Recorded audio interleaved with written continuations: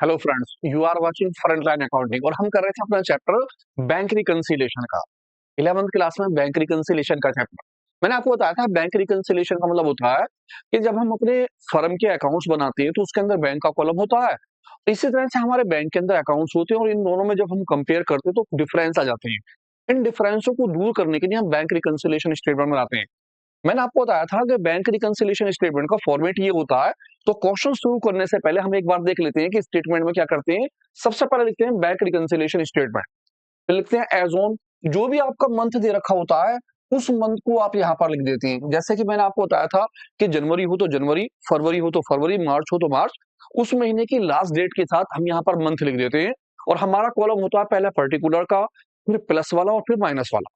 और आप सबसे ऊपर बैलेंस लिखते हैं, बैलेंस एज पर आपका जो भी बैलेंस दिया हो। और आपका जो आंसर निकलता है वो नेगेटिव निकलता है। अगर बैलेंस कैश बुक का होगा तो आपका आंसर पासबुक का निकलता है।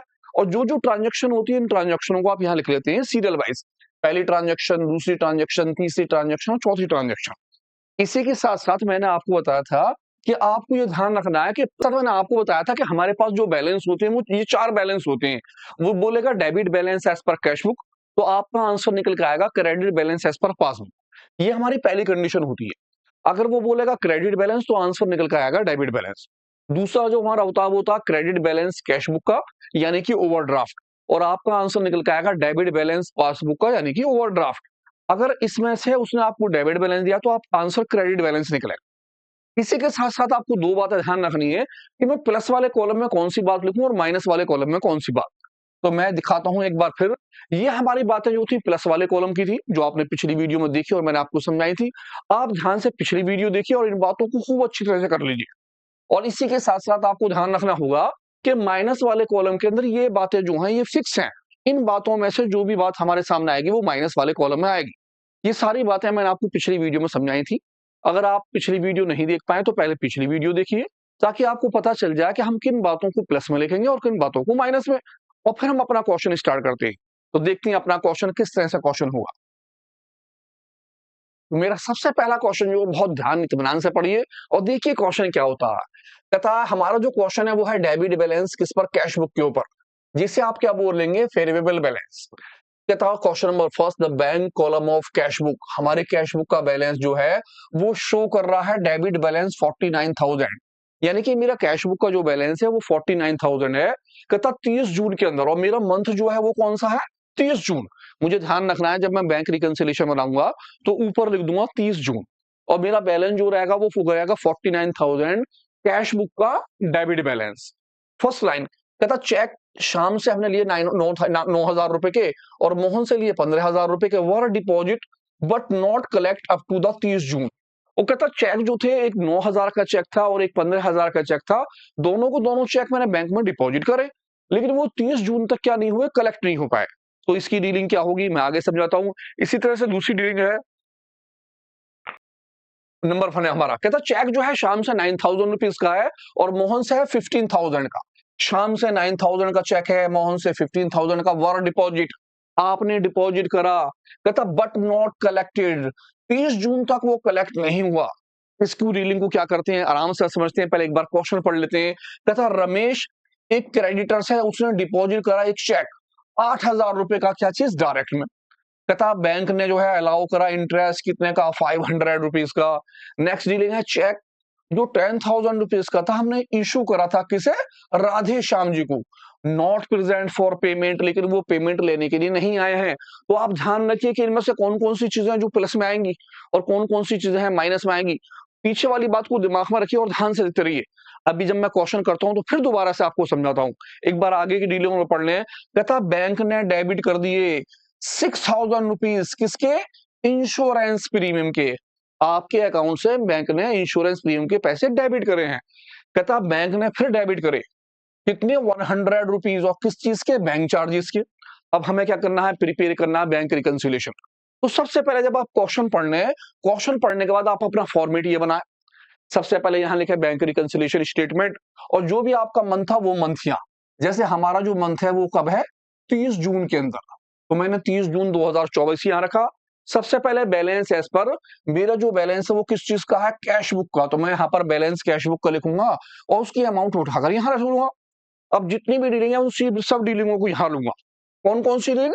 आपके पास ये डीलिंग है, dealing number 1, dealing number 2, dealing number 3, इन सभी डीलिंगों को उठाकर मैं यहाँ रख लूंगा पूरी की पूरी। पहली डीलिंग यहाँ, दूसरी डीलिंग यहाँ, तीसरी डीलिंग यहाँ, चौथी डीलिंग यहाँ, सारी डीलिंग लिख लूंगा। जब मैं सारी डीलिंग लिख लूंगा तो नीचे लिखूंगा बैलेंस एज पर, यहाँ पर कैश बुक था और मेरा जो आंसर निकलेगा वो क्या निकलेगा? पासबुक। तो फटाफट मैं क्या करता हूं, इन सारी की सारी डीलिंगों को, जितनी भी मेरी डीलिंग है उन डीलिंगों को फॉर्मेट में भरता हूं। अब देखिए ध्यान से, मैंने लीजिए भर दिए हैं सारी डीलिंग। ऊपर लिखा bank reconciliation statement as on 30 June 2024। सबसे पहले balance as per cash book, मेरा कैश बुक का बैलेंस था और मेरा जो बैलेंस था वो क्या था? डेबिट। तो मैंने प्लस वाले कॉलम में 49,000 रुपीज लिख लिए हैं, प्लस के कॉलम में 49,000 रुपीज लिख लिए। पहली वाली डीलिंग आराम आराम से ध्यान से समझिए। बस आपको ये ध्यान रखना कि जिस डीलिंग से मेरा बैलेंस इंक्रीज होगा, यानी मुझे अगर प्रॉफिट होगा तो वो प्लस के कॉलम में जाएगा। अगर मेरा बैलेंस डिक्रीज होगा, यानी कि मुझे अगर लॉस हो रहा होगा, तो वो कॉलम किस में जाएंगे? माइनस के कॉलम में। इसके लिए आप पहली वाली वीडियो ध्यान से देख लीजिए। जब आप वहां देख लेंगे तो आपकी समझ में बहुत अच्छी तरह बात आ जाएगी। स्टार्ट करता हूं, ध्यान से देखिए लाइन क्या कहता है। चेक, एक चेक था शाम को 9,000 रुपीज का और मोहन जो थे उनका चेक 15,000 का था। आपने क्या करा? डिपॉजिट। आपने चेक बैंक में जमा करा, कहता नॉट कलेक्ट, लेकिन वो कलेक्ट नहीं हुआ, उसके पैसे नहीं आए। जब आप दो चेक बैंक में जमा करते हैं तो आपने सोचा कि पैसे मेरे पास आ जाएंगे, लेकिन जब आपने बैंक से कंपेयर करा तो पता चला दोनों चेकों के पैसे नहीं आए। इससे आपका बैलेंस क्या होगा? इंक्रीज या डिक्रीज? सीधा सा है, आपके दोनों चेकों का पैसा क्या होगा? डिक्रीज। पहला वाला जो है कितने का है? 9,000 रुपीज का, और दूसरा चेक जो है मेरा कितने का है? वो 15,000 का। मैंने दोनों चेकों के पैसे किस में रख दिए? माइनस में, क्योंकि 9,000 15,000 दोनों के पैसे मेरे बैंक में नहीं आएंगे और मेरा बैलेंस क्या हो जाएगा? डिक्रीज। मैं सेकंड लाइन पे आया, रमेश एक क्रेडिटर्स थे, उन्होंने डिपॉजिट करा एक चेक 8,000 रुपए का डायरेक्टली। अब एक क्रेडिटर्स हैं, उन्होंने डायरेक्ट मेरे बैंक अकाउंट में पैसे जमा कर दिए। इसका मतलब हुआ कि मेरा बैलेंस उससे क्या हो जाएगा? इंक्रीज, क्योंकि मुझे पता है नहीं, मैं बैंक जाऊंगा तो पता चलेगा कितने पैसे और आ गए हैं। इससे मेरा 8,000 रुपए का बैलेंस क्या होगा? इंक्रीज। इसीलिए मैं इसे किसके कॉलम में लिखूंगा? प्लस के कॉलम। नेक्स्ट, बैंक ने अलाउ करा इंटरेस्ट। जब बैंक मुझे अलाउ करेगा, मुझे देगा इंटरेस्ट, तो मेरा बैलेंस इंक्रीज हो जाएगा। इसीलिए मैं इस अमाउंट को किस में लिखूंगा? प्लस के कॉलम में। जब भी बैंक आपको इंटरेस्ट अलाउ करेगा तो आपका बैलेंस बढ़ जाएगा। चेक 10,000 रुपीज का आपने इशू करा, इशू मतलब आपने दिया किसे? राधे श्याम जी को। नॉट प्रेजेंट फॉर पेमेंट, लेकिन राधे श्याम जी पैसे लेने के लिए प्रेजेंट नहीं हुए। आपने एक चेक राधे श्याम जी को दे दिया कि भी आप पैसे निकाल लीजिए, लेकिन जब आप बैंक पहुंचे तो आपको पता चला कि उन्होंने पैसे निकाले नहीं है। जब नहीं निकाले तो आपका पैसा क्या हो जाएगा? उतने पैसे से इंक्रीज।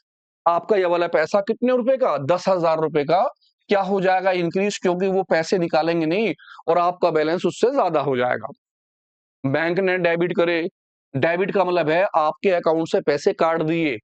किस चीज? कितने? 6,000 रुपए इंश्योरेंस प्रीमियम के। आपने इंश्योरेंस प्रीमियम कराया होगा, बैंक के अंदर ये इंफॉर्मेशन दे रखी होगी कि मेरे इंश्योरेंस प्रीमियम के पैसे देते रहिए। तो बैंक ने इंश्योरेंस के प्रीमियम पैसे आपके में डेबिट कर दिए। डेबिट मीन्स आपके अकाउंट से काट दिए। जब 6,000 रुपए आपके अकाउंट से काट देगा तो आपका बैलेंस क्या होगा? जी हाँ, डिक्रीज हो जाएगा। और ये 6,000 रुपए हम किसके कॉलम में लिख देंगे? माइनस के में। डिक्रीज होंगे तो माइनस में, इंक्रीज होंगे तो प्लस में, यानी कि लॉस हो रहा होगा, आपके पैसे में नुकसान हो रहा हो तो आप माइनस में लिख दीजिए। अगर आपके पैसे में प्रॉफिट है या इंक्रीजिंग हो रहा होगा तो आप उसे प्लस में लिख लेंगे। लास्ट डीलिंग, बैंक ने डेबिट करे, बैंक ने फिर काट दिए 100 रुपए। किस चीज के? बैंक चार्जेस के। बैंक चार्जेस, बैंक ने चार्जेस लिए आपसे और 100 रुपए आपके अकाउंट में से डेबिट कर दिए। डेबिट मीन्स काट लिए, तो आपका बैलेंस क्या होगा? फिर डिक्रीज हो जाएगा। आप 100 रुपयों को यहां उठाकर रख देंगे, बस खत्म बात। अब ये देखेंगे, जब सारी चीजें हो जाएंगी तो आपका जो आंसर था वो था balance as per cash book. अब आपका जो आंसर यहां निकल कर आएगा उसे बोलेंगे बैलेंस एज पर क्या चीज? पासबुक। आप सबसे पहले जो है इसे बंद कर देंगे और दोनों साइडों में देखेंगे कौन सा टोटल आपका ज्यादा है। जो टोटल ज्यादा होगा उस टोटल को नीचे कर लेंगे। जैसे 49,000, 8,500 और 10,000, इन सभी का टोटल नीचे कर लिया जाएगा। इसी टोटल को अपोजिट साइड लिखेंगे और ऊपर के सारे पैसे क्या कर देंगे उसमें से माइनस। तो मैं टोटल करता हूं, ध्यान से देखिए। 8,000 प्लस करे 10,500, ये मेरा हो गया जी 50, 59, 59 और 60, 67, 67,000, ये हो गया मेरा 67,500। आप इसी बैलेंस को अपोजिट साइड लिख देंगे 67,500, और जो आपका ऊपर वाला टोटल है वो इसमें से क्या कर देंगे माइनस। तो मेरा 15,000 और 9,000 और 6,000, ये हो गया ये 15, 15 और 10, 25, 25, 5, 30, 30, 30,100। तो मैं क्या करूंगा 67,500 से अपना ये वाला बैलेंस, कौन सा बैलेंस, मेरा जो 30,100 है, इसे कर दूंगा मैं माइनस। मैंने माइनस करा, मेरा आंसर निकल के आया 400, 7 और 3, ये निकल के आया मेरा 3, 7 और 400, ये मेरा आंसर कहलाएगा। क्या कहूंगा मैं इसमें आंसर को, बैलेंस एज पर पासबुक। आप क्या करेंगे, दोनों साइडों में ये देखेंगे किसका मेरा टोटल ज्यादा है, जिसका टोटल ज्यादा होगा उस टोटल को आप नीचे रख लेंगे, इसी टोटल को आप अपोजिट साइड रखेंगे, और ऊपर की जितनी भी रीडिंग थी सभी रीडिंग को इसमें से क्या कर देंगे माइनस। माइनस करने का जो आपका आंसर निकलेगा वो आपका आंसर कहलाएगा बस। तो ध्यान से क्वेश्चन और देखिए और फिर समझिए, पहली वीडियो गौर से देखिए। सेकंड क्वेश्चन में क्या कहता है, कहता द कैश बुक, आपकी जो कैश बुक है वो शो कर रही है बैलेंस कितने का, 12,500 रुपए का, यानी कि balance as per cash book है 12,500 रुपए का। और आपको क्या करना, कंपेयर करना पासबुक से। सबसे पहली डीलिंग है, कहता चेक इशू, आपने चेक इशू करा but not present for payment, लेकिन वो चेक पेमेंट के लिए नहीं आया।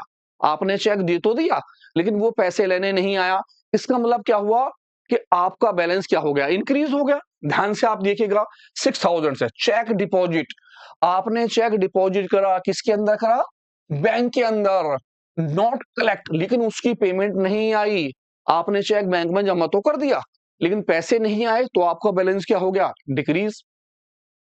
बैंक ने पेड करा इंश्योरेंस प्रीमियम, जब आपके अकाउंट से पैसे बैंक पे करेगा तो आपका बैलेंस क्या हो जाएगा, डिक्रीज।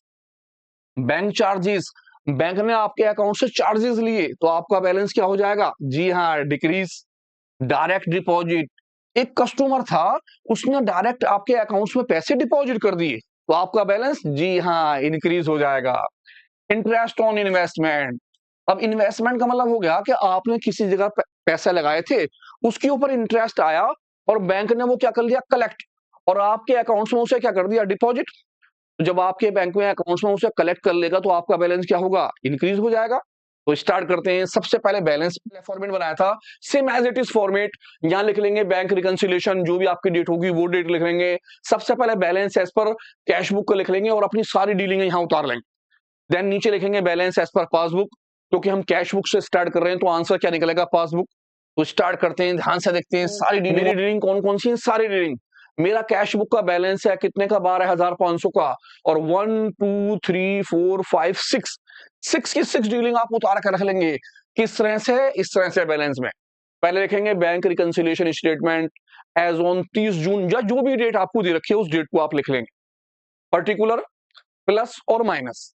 आपका हो गया balance as per cash book, आपका जो बैलेंस था वो कितने का था, 12,500 का, आपने सबसे ऊपर प्लस वाले कॉलम में लिख लिया। पहली डीलिंग, दोबारा से एक बार फिर समझ रहे हैं। चेक इशू, इशू का मतलब है आपने चेक किसी को दिया, कहता नॉट येट प्रेजेंट, लेकिन वो आदमी पैसे लेने नहीं आया, पैसे लेने के लिए प्रेजेंट नहीं हुआ, तो इतने पैसों से आपका बैलेंस क्या होगा, इंक्रीज हो जाएगा। आपके पैसे 6,000 रुपए बढ़ जाएंगे। आपने 6,000 रुपए किस में लिख दिए, प्लस वाले कॉलम में। चेक डिपॉजिट, आपने चेक डिपॉजिट करा बट नॉट कलेक्ट, लेकिन उसके पैसे कलेक्ट नहीं हुए, आपके अकाउंट्स में वो पैसा नहीं आया। जब नहीं आया तो आपका बैलेंस क्या हो जाएगा, डिक्रीज, क्योंकि उतने पैसे नहीं आ पाएंगे। 4,000 रुपए आपका बैलेंस क्या हो जाएगा, डिक्रीज, आपने उसे माइनस के कॉलम में लिख दिए। बैंक ने पेड करे, जब बैंक पेड करेगा आपके अकाउंट से प्रीमियम का पैसा, तो आपका बैलेंस क्या हो जाएगा, डिक्रीज। 9,000 रुपए हम किस में लिख देंगे, माइनस के कॉलम में। मेरा बैलेंस इतने से क्या हो जाएगा, कम। बैंक चार्जेस, बैंक, अब बैंक ने आपके अकाउंट्स में से पैसे चार्ज करे, अभी सारा अकाउंट्स आपका है, ये जितनी डीलिंग चल रही है आपके खाते से चल रही है, आप ये मान के चलिए। अब आपके बैंक में 12,500 थे आपके हिसाब से, बैंक ने जो है 5,000 रुपए चार्जेस के काट लिए, तो आपका बैलेंस क्या हो जाएगा? डिक्रीज। तो 5,000 रुपए डिक्रीज की वजह से हमने किस में लिख दिए? माइनस के कॉलम में 5,000 माइनस में आ गए। डायरेक्ट डिपॉजिट, एक डायरेक्ट डिपॉजिट कर दिए, एक कस्टमर ने आपके खाते में डायरेक्ट पैसे जमा कर दिए, कितने? 3,000 रुपए। इससे आपका बैलेंस क्या हो जाएगा? इंक्रीज। जब इंक्रीज होगा तो 3,000 रुपए किसके कॉलम में आ जाएंगे? प्लस के कॉलम के अंदर आ जाएंगे। Interest, interest on investment, bank ने आपके लिए क्या करा? कलेक्ट, यानी आपके खाते में जमा करा। जब जमा करा तो आपका 8,000 से बैलेंस क्या होगा? इंक्रीज। 8,000 रुपए किस में आ गए? प्लस के कॉलम के अंदर आ गए। जब आप सारी बातों को लिख लेंगे तो आपका जो आंसर होगा, यहां पर था कैश बुक, आपका जो आंसर निकलेगा वो क्या निकलेगा? Balance as per passbook.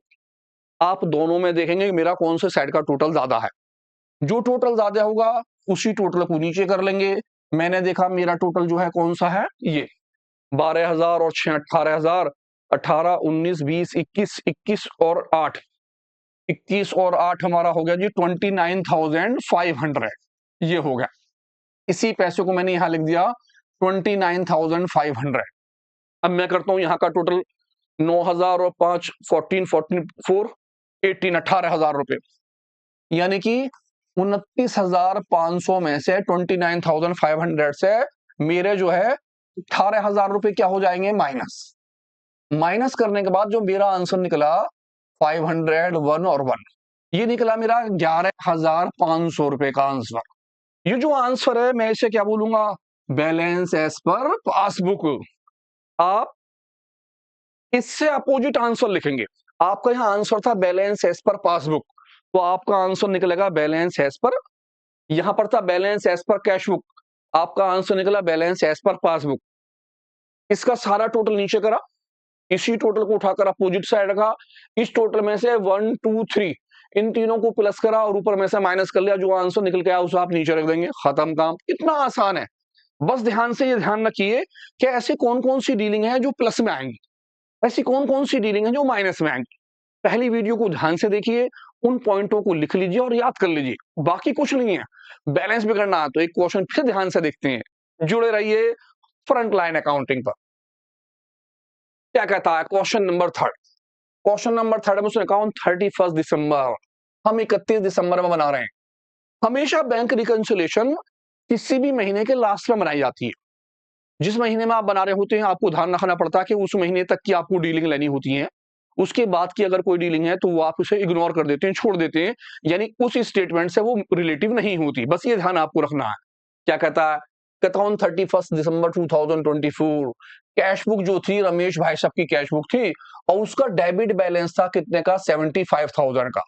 तो मैंने लिखा balance as per cash book या debit balance as per cash book 75,000 format में सबसे ऊपर आएगा। क्या कहता है? वेल द कंपेयर पासबुक, जब मैंने पासबुक से कंपेयर करा तो फॉलोइंग फैक्ट, कौन कौन से फैक्ट डिस्कवर हुए? नंबर 1, 30 दिसंबर के अंदर 2 चेक, मेरे 2 चेक थे, एक था 5,000 रुपए का और एक था 7,000 रुपए का। डिपॉजिट, मैंने डिपॉजिट करे किसमें? बैंक में है, but not realise till the date, लेकिन अभी तक वो पैसे नहीं आए हैं। 2 चेक 30 दिसंबर में 5,000 रुपए का और 7,000 रुपए का मैंने बैंक में डिपॉजिट करे, मैंने बैंक में डिपॉजिट कर दिए, लेकिन उसके पैसे अभी तक नहीं आए हैं। क्या हो गया? मुझे नुकसान, मेरा बैलेंस डिक्रीज हो गया। कहां लिखूंगा? माइनस में। आगे पढ़ता हूं। क्या कहता हूं 28 दिसंबर 3 चेक, फिर 3 चेक है मेरे, कितने कितने का? 6,000 रुपए का, 8,000 रुपए का और 12,000 रुपए का। इशू, मैंने क्या करे? इशू, मैंने 3 चेक किसी को दिए, इशू मतलब होता है देना, आपने किसी के फेवर में उसे दिया। कहता नन ऑफ दीज, इनमें से कोई सा भी प्रेजेंट नहीं हुआ, किसके लिए? पेमेंट के लिए।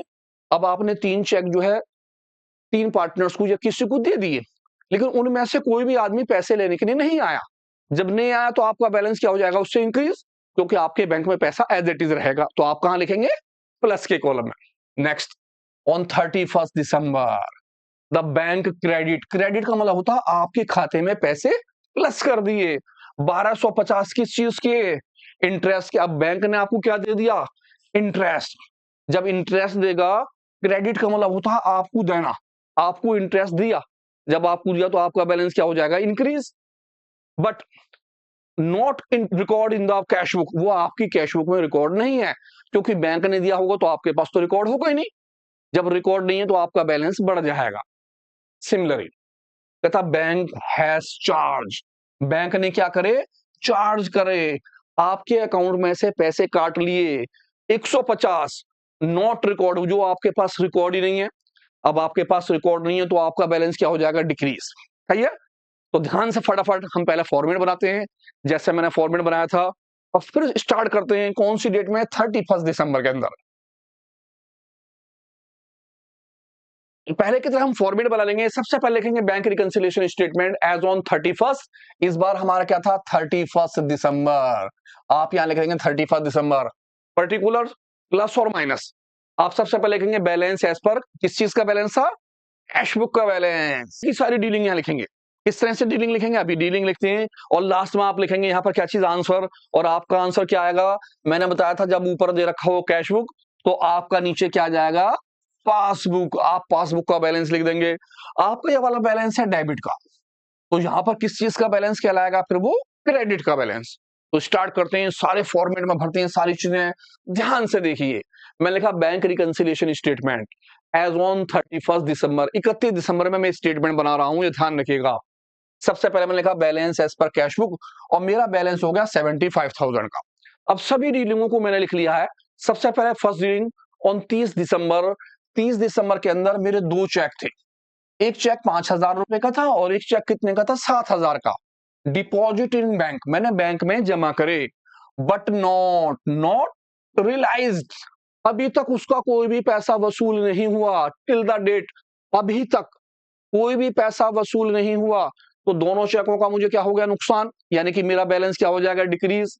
कितने कितने का, 5,000 का और 7,000 का। तो मैंने दोनों बैलेंस लिख दिए, एक तो 5,000 का रुपए लिख दिए और एक कितने के लिख दिए, 7,000 के। आप चाहें तो दोनों को प्लस कर लें, और 7 और 5 12, 12,000 एक साथ दिखा सकते हैं। आप चाहें तो दोनों को अलग अलग भी दिखा सकते हैं। Next dealing, dealing number second, कहता हूं 28 दिसंबर, 28 दिसंबर में तीन चेक। पहला चेक था 6,000 रुपए का, दूसरा चेक था 8,000 का, तीसरा था 12,000 का। आपने क्या करे, इशू, आपने किसी को दिए वो चेक। नन ऑफ दीज, उसमें से कोई सी भी चेक वर नॉट प्रेजेंट, कोई भी चेक प्रेजेंट नहीं हुआ। किसके लिए, पेमेंट के लिए। तीन चेक आपने दिए, तीनों में से किसी भी चेक वाले ने पैसे नहीं लिए।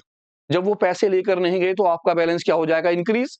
इस कंडीशन में हम तीनों चेकों को, कितने कितने वाले, 6,000, दूसरा कितने का, 8,000 रुपए का, और तीसरा बैलेंस कितने का, 12,000 का। इन तीनों को हम कहां लिख देंगे, प्लस में। आप चाहें तो तीनों को एक साथ जोड़ दें, 12 और 8 20 और 6 26, 26,000 एक साथ भी दिखा सकते हैं। आप चाहें तो अलग अलग दिखा लें, आपकी मर्जी है। Next, third dealing on 31 December, bank ने क्या कर दिया, क्रेडिट। मैंने बताया था क्रेडिट का मतलब है आपके अकाउंट्स में पैसे जमा कर दिए, प्लस कर दिए। कितने, 1,250। किस चीज के, इंटरेस्ट के पैसे, 1,250 आपको इंटरेस्ट के दिए। जब दिए तो आपका बैलेंस क्या होगा, इंक्रीज। और आप इस पैसे को प्लस के कॉलम में लिख देंगे, 1,250 रुपए। नेक्स्ट आप आगे, कहता बट वाज नॉट रिकॉर्ड, लेकिन ये आपके पास रिकॉर्ड नहीं है, तभी तो हम रिकॉर्ड कर रहे हैं। हमने रिकॉर्ड कर लिया। Last reading, bank has charge, bank ने आपसे क्या करे, चार्ज करे 150 रुपए। किस चीज के, बैंक चार्ज, बैंक ने चार्ज करे आपसे 150 रुपीज। बैंक ने आपसे 150 रुपए चार्ज करे। जब चार्ज करेगा तो आपका बैलेंस क्या हो जाएगा, डिक्रीज। आपने 150 रुपए जो है किसमें लिख दिए, माइनस के कॉलम के अंदर। सारी डीलिंग हो गई है। मेरा जो ऊपर बैलेंस था वो था balance as per cash book. अब मैं जो नीचे लिखूंगा, मैं लिखूंगा बैलेंस एज पर पासबुक का बैलेंस। तो इससे पहले मैं क्या करता हूं, टोटल, मैं ये देखता हूं दोनों साइडों में मेरा कौन सा वाला टोटल ज्यादा है, मैं उस टोटल को करूंगा। मोस्टली जिसमें बैलेंस आपका लिखा होता है पहला वाला, वही टोटल ज्यादा होता है। ऐसा भी हो सकता है कि दूसरा वाला बैलेंस ज्यादा हो जाए, लेकिन ऐसा बहुत कम होता है। तो जिसमें आपका बैलेंस, आप उस वाले टोटल को पहले नीचे कर लें, इसी टोटल को अपोजिट साइड रखें, और ऊपर के सारे पैसे क्या कर लें, उसमें से माइनस। तो टोटल करते हैं 75,000, 75 और 5 80,000, 80 और 90, 90 और हमारा हो गया 10, 100, 1,00,000, 1,00,000, 1,000, 2,000, 1,02,250 रुपए। इसी पैसे को मैंने यहां लिख दिया, 1,00,000 2250 रुपए। इस पैसे को मैंने ऊपर रफ लिख लिया 1,02,250।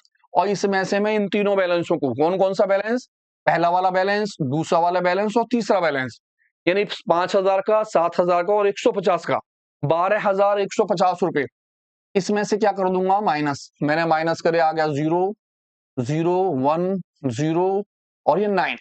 मेरा आंसर निकल के आया 90,100 रुपए।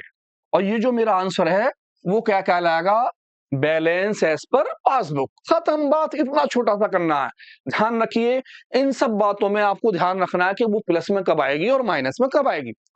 जो आपका टोटल ज्यादा आप उसे नीचे रख लेंगे, इसी टोटल को अपोजिट साइड रखेंगे और ऊपर की चीजें जो भी हैं आपका कर देंगे उसे माइनस। जो आपका आंसर निकल के आएगा वो आपका आंसर अपोजिट होगा। यहाँ कैश बुक है तो यहाँ लिखेंगे पासबुक, अगर ऊपर होगा पासबुक तो नीचे निकलेगा कैश बुक। बस इतना। जुड़े रहिए फ्रंट लाइन अकाउंटिंग पर। तो ध्यान से देखिए, बेहतरीन सा क्वेश्चन इसी मेथड का, और इसके बाद हम लेंगे फिर पासबुक वाला मेथड, और देन उसके बाद हम लेंगे ओवरड्राफ्ट वाले मेथड। तो कैश बुक के मेथड का एक क्वेश्चन ध्यान से फिर देखिए, समझिए।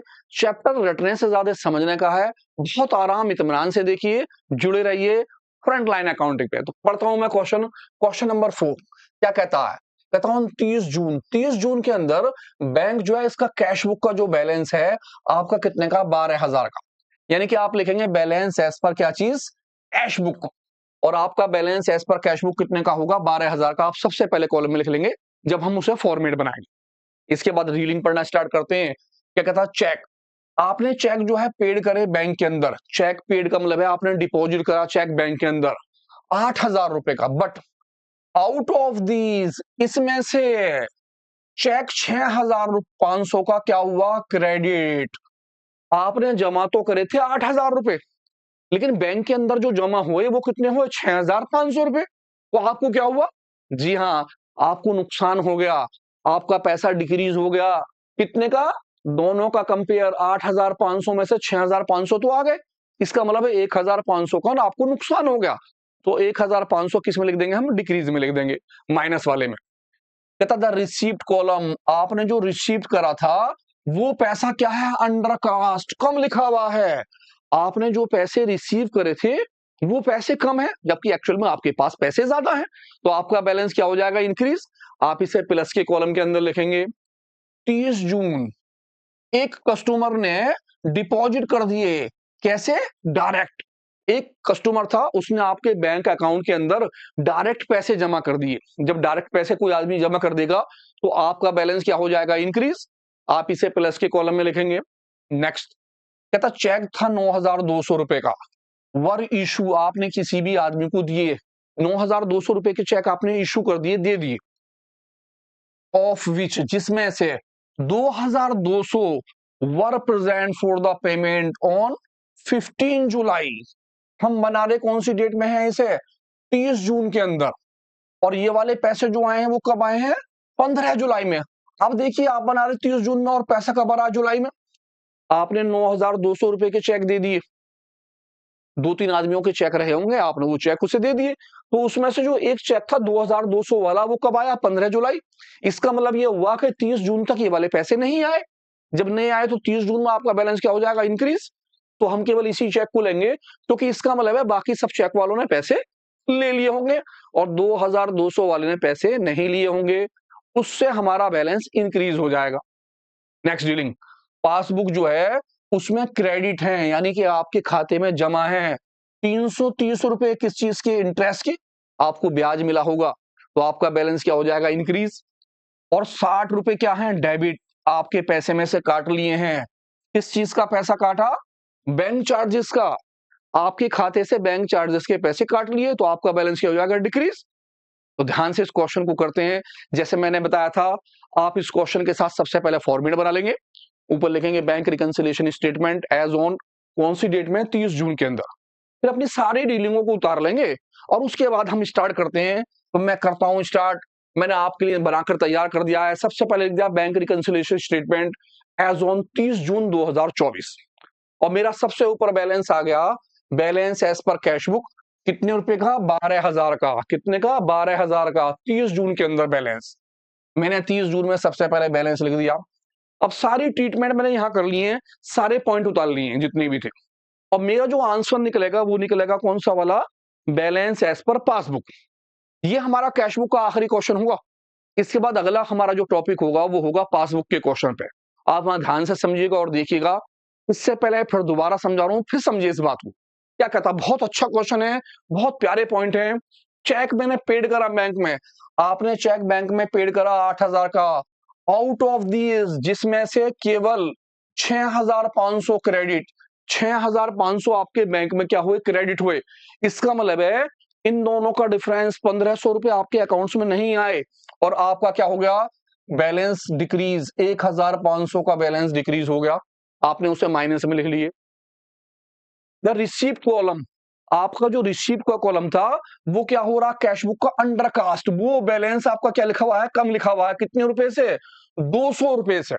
जब 200 रुपए से बैलेंस आपका कम लिखा हुआ है तो आपका पास तो पैसा ज्यादा है, तो 200 रुपए का आपको क्या हो जाएगा, इंक्रीजिंग, और आप 200 रुपए किसमें लिख देंगे, प्लस के कॉलम के अंदर। 30 जून के अंदर एक कस्टमर ने डिपॉजिट कर दिए, और कैसे कर दिए, डायरेक्ट। एक आदमी ने आपके अकाउंट में सीधा पैसा जमा कर दिया 3,000 का। जब कोई डायरेक्ट डिपॉजिट कर देगा तो आपका बैलेंस क्या होगा, इंक्रीज। आपने 3,000 रुपए प्लस के कॉलम में लिख दिए साहब। चेक 9,200 रुपए के आपने क्या करे, इशू, ऑफ विच, जिसके अंदर से 2,200 रुपए प्रेजेंट फॉर पेमेंट जुलाई के अंदर। इसका मतलब है कि 2,200 वालों ने जुलाई में पैसे लिए तो जून में पैसे नहीं लिए। जून के अंदर आपका बैलेंस क्या हो जाएगा, इससे इंक्रीज। जब वो पैसे लेकर नहीं जाएगा तो आपका बैलेंस क्या होगा, इंक्रीज। बाकी ने तो पैसे ले लिए होंगे, इसी के पैसे हमारे पास बचे हुए हैं, इस पैसे को हम किस में लिख देंगे, प्लस में, क्योंकि इसने पैसे नहीं लिए। पासबुक ने शो करा क्रेडिट, क्रेडिट माने आपके खाते में प्लस कर दिए, आपको दे दिए। किस चीज के पैसे, 300 रुपए इंटरेस्ट के। जब 300 इंटरेस्ट के दिए तो 300 रुपए आपके खाते में क्या हो जाएंगे, प्लस।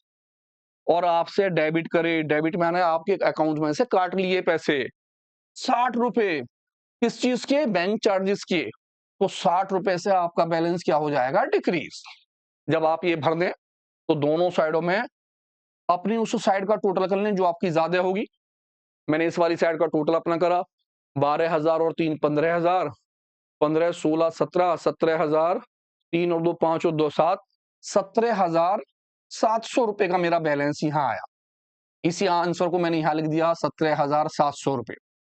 और इन तीन दोनों का टोटल कौन सा, 1,500 रुपए और 60 रुपए, यानी कि 17,700 में से मैंने माइनस करे 15,060 रुपए, 1,560 रुपए माइनस करे मैंने। मेरा बैलेंस निकला 0, और 10 से 6 गया 4, 6 में से 5 गया 1, 7 से 1 गया 6 1। मेरा आंसर निकला 16,140 रुपए। ये मेरा बैलेंस क्या कहलाएगा, बैलेंस एज पर पासबुक। आपका पहला मेथड खत्म हुआ। ध्यान से देखिए, कोई बड़ी बात नहीं है, बहुत इजी है। आपको बस ये ध्यान रखना है कि मैं जो डीलिंग कर रहा हूं उस डीलिंग से मेरा बैंक का बैलेंस इंक्रीज होगा या डिक्रीज। अगर इंक्रीज होगा तो मैं उसे प्लस के कॉलम में लिखूंगा, डिक्रीज होगा तो माइनस के कॉलम में। ये क्वेश्चन बहुत अच्छा था, आप इसके पॉइंटों को ध्यान से देखिए। नेक्स्ट वीडियो में मिलते हैं आपके साथ, पासबुक के मेथड के साथ जुड़े रहिए फ्रंट लाइन अकाउंटिंग पर।